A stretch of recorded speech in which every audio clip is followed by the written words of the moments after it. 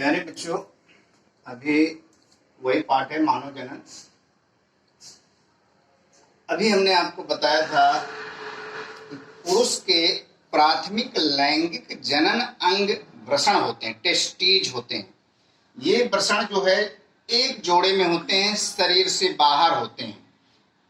यह वृषण कोश के अंदर भरे होते हैं। कोश माने होता है घर। इनका शरीर से बाहर लगा होने का मतलब यह है कि इसमें जो स्पर्म का निर्माण तभी होगा जब ये शरीर के तापमान से इनको 2 से 3 डिग्री कम तापमान दिया जाए।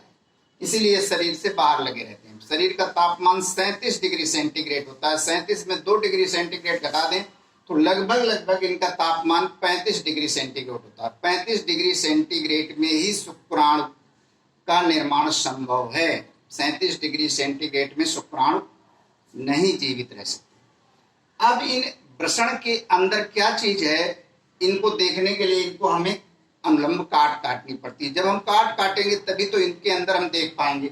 तो जब हमने एक वृषण की काट काटी तो उसके अंदर हमने देखा कि लगभग जो है वृषणीय पिंडक 250 होते हैं। यहाँ पर हमने 1 2 3 4 बनाए, तो ऐसे ही 250 वृषणीय पिंडक होते हैं। टेस्टिकुलर लाक्यूल जिनकी संख्या 250 होती है। ध्यान रखो, एक टेस्टिस के अंदर वृषणीय पिंडक की संख्या 250 होती है और प्रत्येक वृषणीय पिंडक के अंदर शुक्र जनन नलिका सेग्निफेरस ट्यूब्यूल की संख्या 1 से 3 होती है। 1 2 3 हमने यहाँ पर 3 बनाया, 1 भी हो सकती है।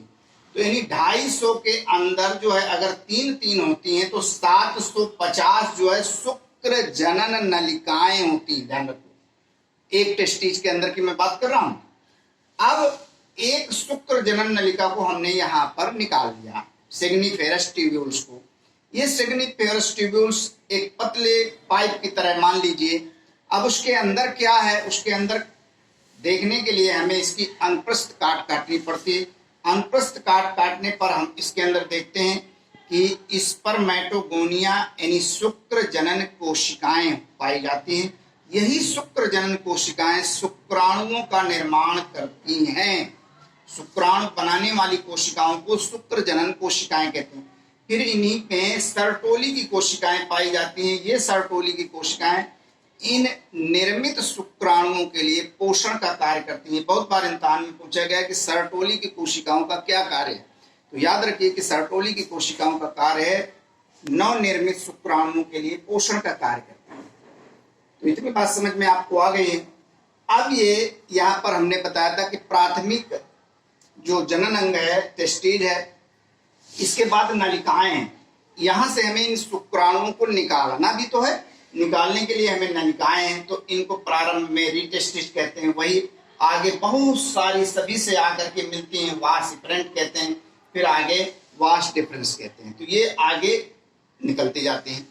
अब इन शुक्राणुओं को लिए तैरने के लिए फ्लूइड की आवश्यकता होती है। जैसे कोई भी तैराक होता है, तो अगर वो पानी ना मिले तो फिर तैराकी बेकार है। तो ये शुक्राणु तो यहाँ पर शुक्र जनन कोशिकाएं बना दिया। अब इनको तैरने के लिए फ्लूइड चाहिए। तो फ्लूइड के लिए जो है सहायक ग्रंथियां हैं। सहायक ग्रंथियों में से पहली ग्रंथि है सेमिनल वेसिकल। एक जोड़ी होती है। ध्यान रखो कि सेमिनल वेसिकल की संख्या एक जोड़ी होती है। वीर्य बनाती है। 80-90% वीर्य जो है सेमिनल वेसिकल बनाता है। इन्हीं में आकर के शुक्राणु तैरते हैं, पोषण प्राप्त करते हैं और प्रौढ़ होते हैं। फिर है प्रोस्टेट ग्लैंड। ये भी दूधिया क्षारीय भाग है। इसमें भी वीर्य का काफी अंश बनता है। लेकिन यहाँ पर देखिए एक समझने की बात है कि जो मनुष्य का मूत्र होता है वो अम्लीय होता है। इसका पीएच 6 होता है और वीर्य जो होता है वो क्षारीय होता है। तो यह जो है अम्लीयता को नष्ट कर देता है, जिसके कारण शुक्राणु जीवित रहते हैं। अम्ल और क्षार मिल जाएंगे तो न्यूट्रल हो जाएंगे, हमारे शुक्राणु जो होते हैं वो मर जाएंगे। इसलिए अम्लीयता को नष्ट कर देंगे, क्योंकि पुरुष के उसी मार्ग से मूत्र निकलता है और उसी से शुक्राणुओं का निकलना होता है। तीसरी एक ऑफरिंग ग्लैंड। ये जो है तरल पदार्थ स्रावित करती है, जो कि मूत्र मार्ग को चिकना प्रदान करती है, जिसके कारण शुक्राणु जो है आसानी से डिस्चार्ज हो सके। तो यहाँ पर हमने तुमको मानव के वृषण की आंतरिक संरचना स्पष्ट रूप से बताई। उम्मीद है कि आपको समझ में आ गया है। फिर भी अगर कहीं पर कोई चीज नहीं आती है तो बिल्कुल स्पष्ट